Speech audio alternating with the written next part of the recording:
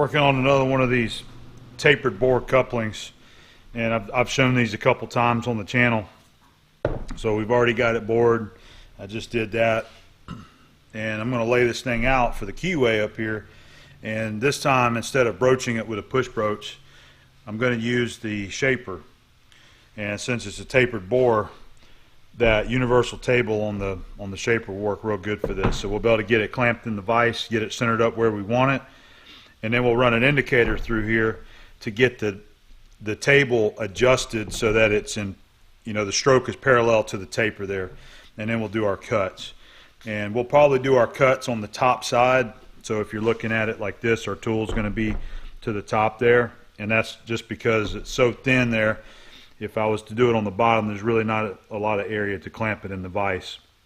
I like doing it on the bottom simply so that I can use the automatic down feed on the shaper, but we'll just do it by hand on this one.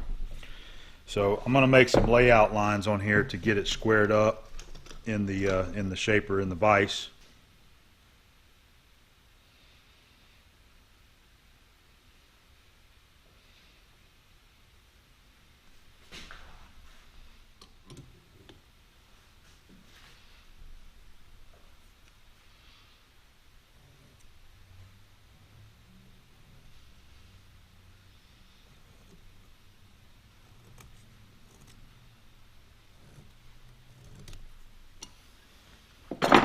That'll be our centering line to get it aligned up and down where we want, because we're going to lay out our Keyway right here.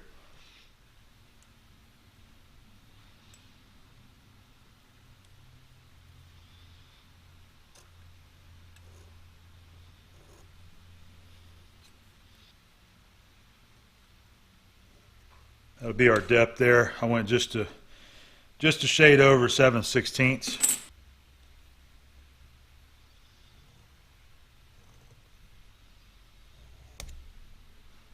All right, 7/8 wide, so there's our width, 7/8, and then our depth should be good, 7/16, just a shade over. All right, so that's about where our Keyway is going to be, right there.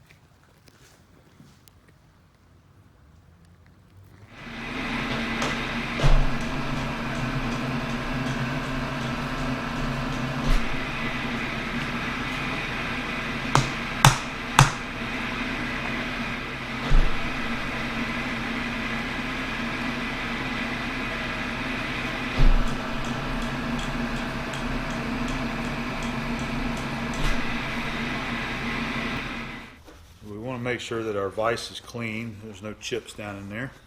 I've got the parallel selected that I want to use.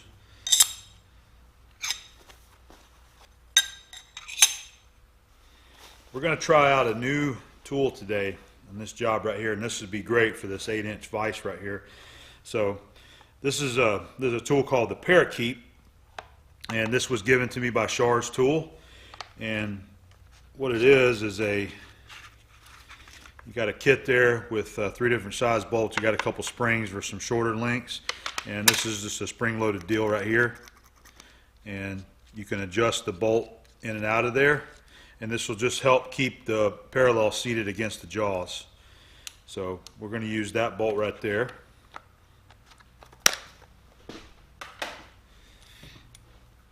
All right. So what we'll do is I'll just set it so that it's about equal there to the jaws of the vise, and we'll preload it.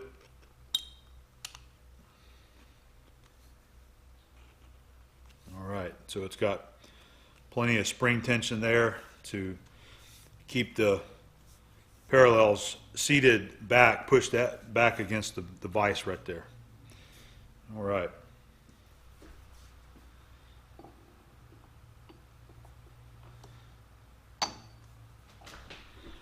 So we got just enough where I can line up the bottom there. Let's get it kind of in the middle of the vise. Just tight enough to where we can rotate it. And I like using this square right here. That way I can go flush against the workpiece. And we're going to try to keep it lined up on the bottom edge down there, on that line there.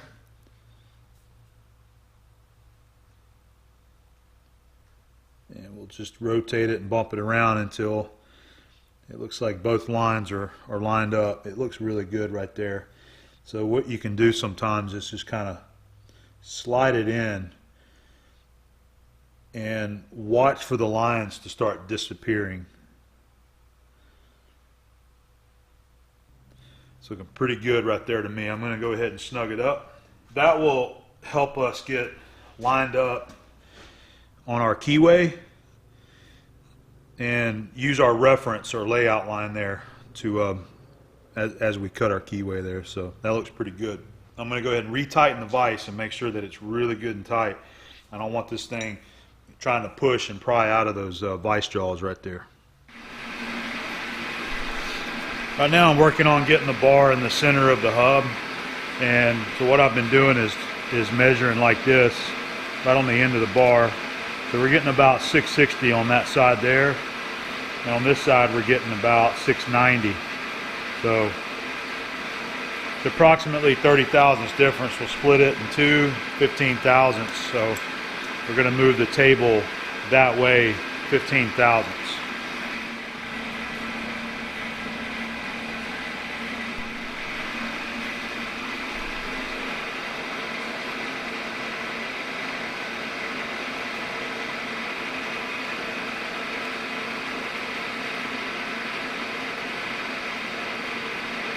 It's about 680 on both sides there. We're going to call that center for now. We may check it again a little bit. So now that I'm in the middle, I want to go ahead and start getting the table indicated on the proper angle to follow the taper. So I'll measure the old coupling just with this to kind of get a reference, and we're approximately 3.5 to 4 degrees of the angle. So we're going to go ahead and adjust this thing closely. What we'll do is loosen these four, or loosen the two clamps. There's two nuts on each side. I actually hate breaking this thing loose because I've got it so flat.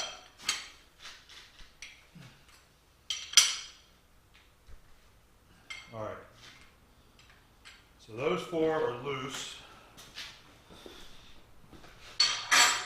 So you got a worm shaft that goes through here that you spin, and then it turns this table up here. So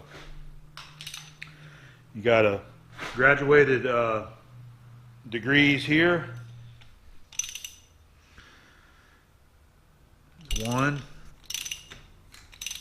2, indicator popped out. All right, there's 3 degrees right about there. So we'll go ahead and start indicating the part now and adjusting it as we need. So this seemed to be the easiest and quickest setup to get in there and indicate that ID. I grabbed a Noga with a test indicator, and I grabbed a couple test indicators, and I was just having difficulty without taking this bar off there, getting in there indicating. So we're going to try it like this.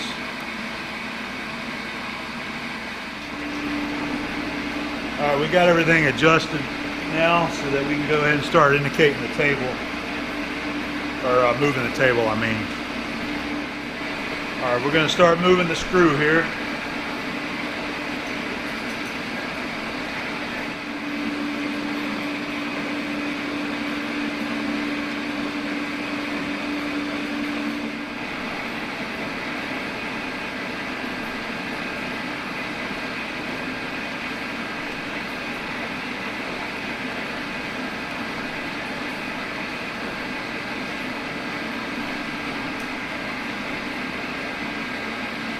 Making fine adjustments right here.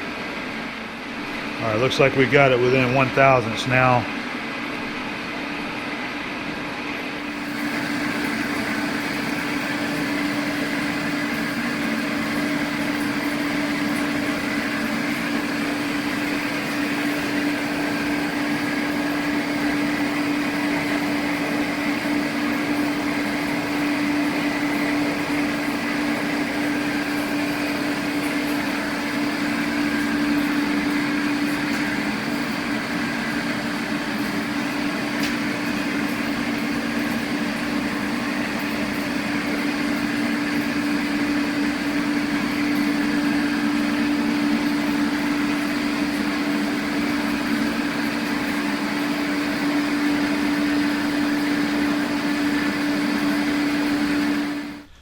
Alrighty, so I have the bar and the tool centered in the part there. And you can kind of see that the tool bit should be centered up on that scribe mark. We're going to start with the what I call Acme tool, because it's ground just like an Acme tool, and that's to rough it out. And then once we get it roughed, then we're going to use this tool right here to square up the sides and cut across the top right there. Got everything set. We've got our stroke set. I've got everything set so I don't crash into the clapper back here. I know you can't see it from there, but it was very close. And I'm going to be trying this by hand feeding. Since we're going to be going up, we're going to be using the just hand feed method, which I don't like, but we're going to try it. And the reason why I don't want to feed the table, you would essentially be feeding the table down, is the minimum feed on this machine is 0.10 and I think that's going to be a little bit aggressive for something like this. I'm worried that it's going to be too aggressive a cut, especially once you start getting a lot on the sides there, and the table being unclamped and unsupported fully. So we're going to try it just hand feed. I just want to point out before we get started, so I've got it selected in the speed. We're running 48 strokes per minute, and I'll let you see that. Okay, that's pretty aggressive. But if you want to know what the book recommends I should be running, is 140 strokes a minute. And I'm not going to run it that fast, but that's just going to show you that if you were actually running these machines at the recommended speeds, you can move some metal really fast. I don't want to run it that fast because the machine's not bolted down, and I don't want to jerk it that hard, you know. The machine, I don't want to see it whipping back and forth like that. But so our recommended cutting speed for steel is 80 feet per minute. So you go 80 times 7 divided by your cut length. So I've got the stroke set at 4 inches. So you go divided by 4 equals. That's 140, so that should be your recommended strokes. But we're just going to run it at 48, see how it goes. Let's get it touched off. All right, there's our touch off. I'm going to set my collar to 0. It looks like it's cutting nice and even all the way across there.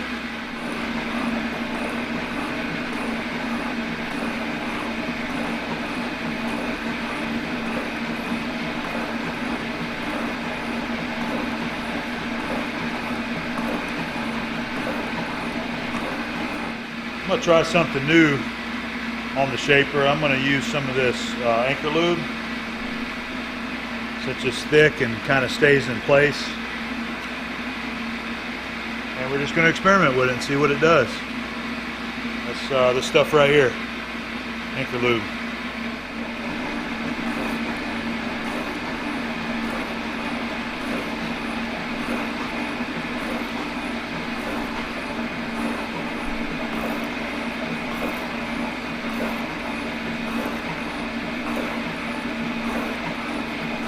Doing pretty good so far. Probably going to go ahead and move it over. Start feeding to the side. A pretty good cut right there. So now that I'm in the center, so what I've got is an indicator set to 0 on this side, and we've also got an indicator on the other side set to 0. Just showing you, there's our other indicator.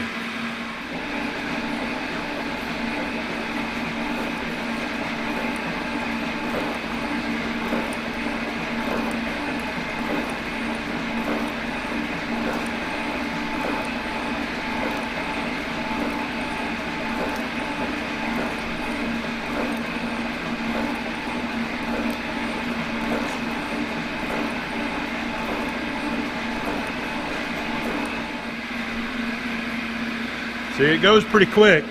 I'm just watching that line, so we're getting pretty close. I'm going to go ahead and just stop it right there. We're at 310. That should be our 0 in the center right there, so we'll feed the table that way now. I'm watching that indicator over there. We're going to go 310 thou.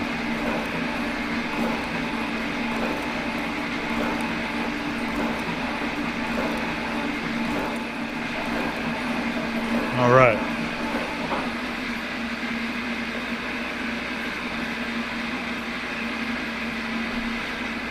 All right, well, we're doing good. Now we just need to bring it back, and we'll bring it back to the center and plunge the tool upwards again.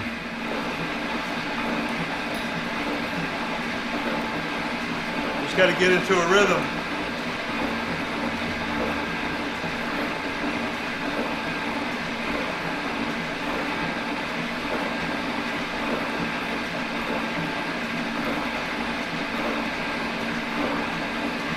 Exactly one revolution on the last one.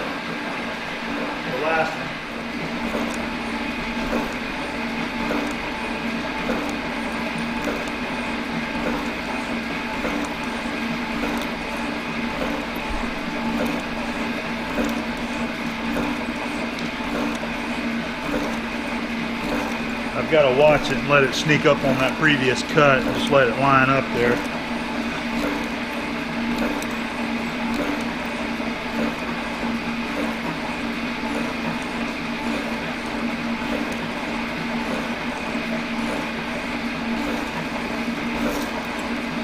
Right there.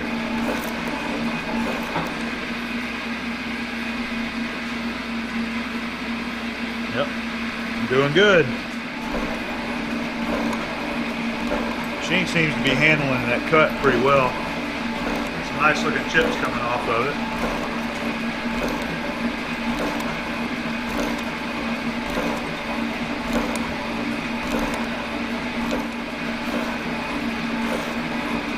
There we go.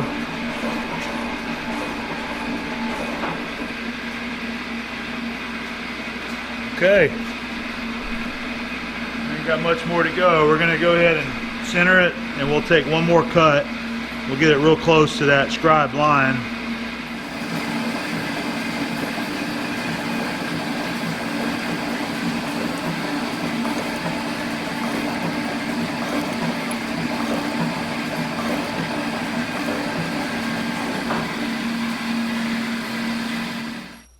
Alright, so we've got the keyway roughed out now.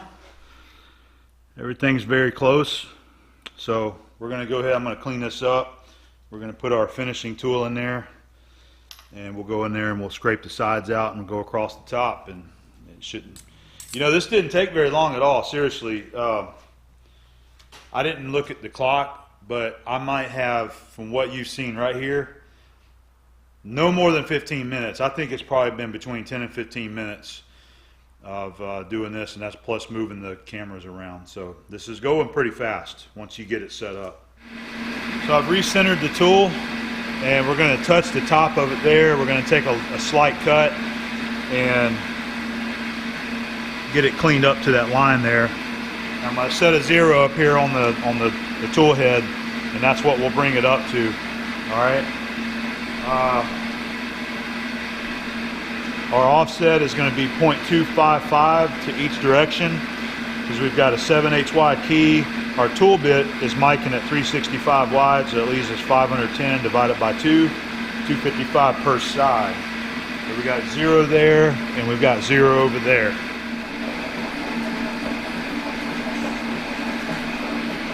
There's our touch off.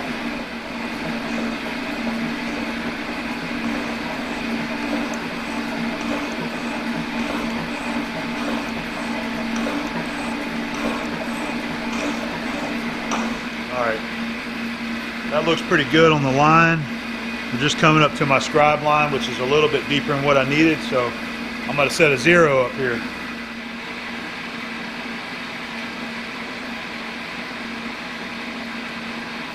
One, two, so it's 400 thousandths.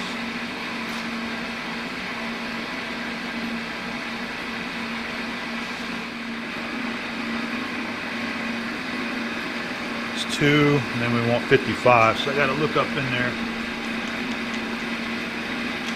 Alright, there's our 255.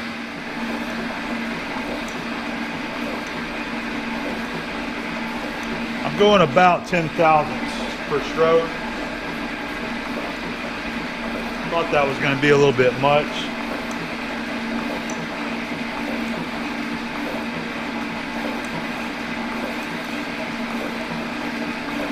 Seems to be doing pretty good though.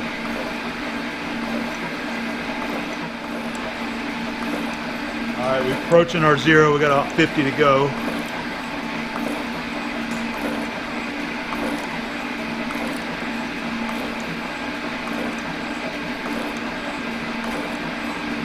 There it is, right there.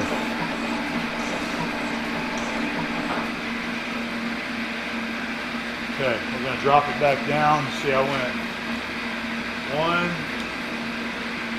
2, and then I went 150, and that should have cleared the bottom right there. We're doing pretty good.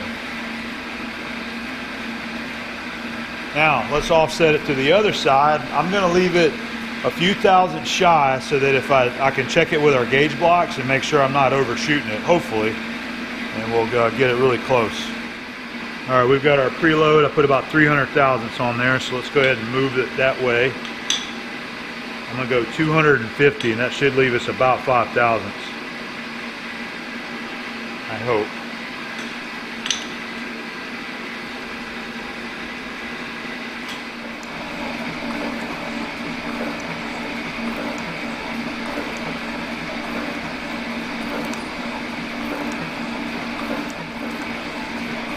I think I like my power down feed a little bit more.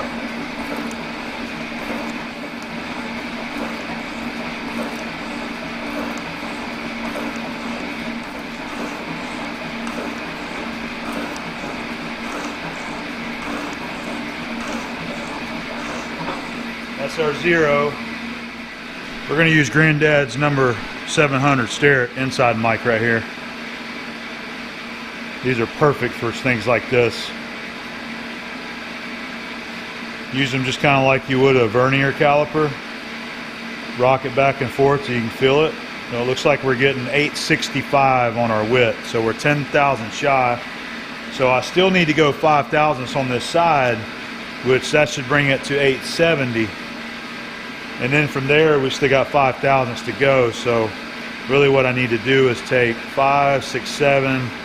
We'll take like 7. We'll try to take 7.5 on this side. And then we'll come back across to this side and try to take 2.5 on that one there to keep it centered.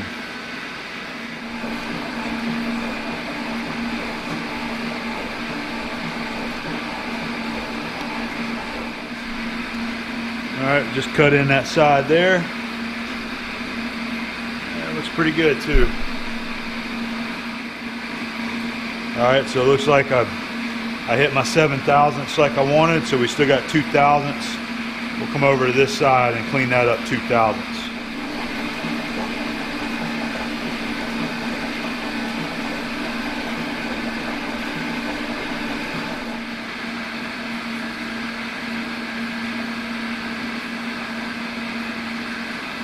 Alright, according to the mic, we're on 875. I'll use some gauge blocks and see if this is accurate and just how close we really are, but it looks like we're there. Let's go ahead and do that before I skin the top, because I got a 0 set there. I just want to make one pass across the top edge right there to clean that up. Alright, so here's an 874 stack up. I can't seem to get them to, they don't want to stay together whenever I try to ring them together today. But all right, there's 874. See, it's going in there. It's got a little bit of a snug fit, but it's going in there. Now, I tried 873. 873 actually slides in there. So I'd really feel more comfortable if I try to take another thou out of that, which I know I can do. So I'm going to go ahead and take one more thousandths out of this side and make sure that the 875 stack up can slide through there. I just took the one more thou out of that one side right there. We got our 875 gauge block stack up. There we go. See that? Perfect fit right there. So we're good to go on our width. I'm going to set my 0. I'm going to set my 0 this side, and we're going to make that one pass across the top there.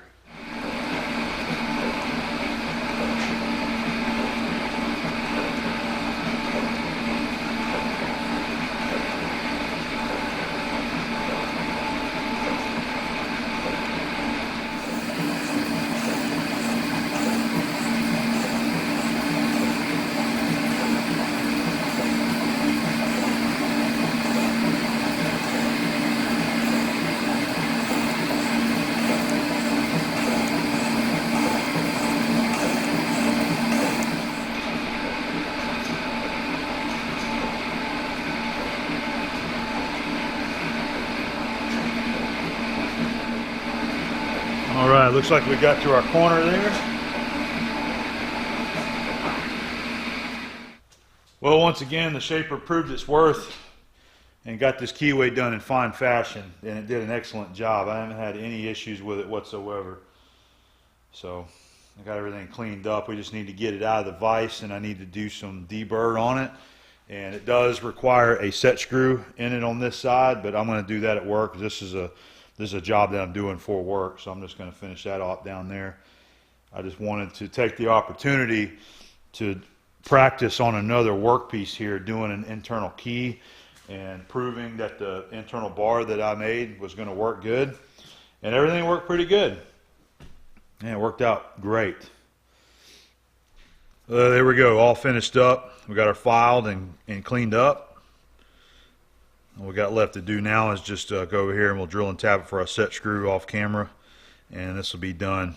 It was nice being able to use the shaper to do a job like this. You know what that machine is intended on doing is operations like that, and it's nice being able to for once not have to use a broach press and shims and that kind of stuff. So I was glad to be able to do it, and hopefully you enjoyed watching the video. One little project down. So we'll see you on the next one, okay?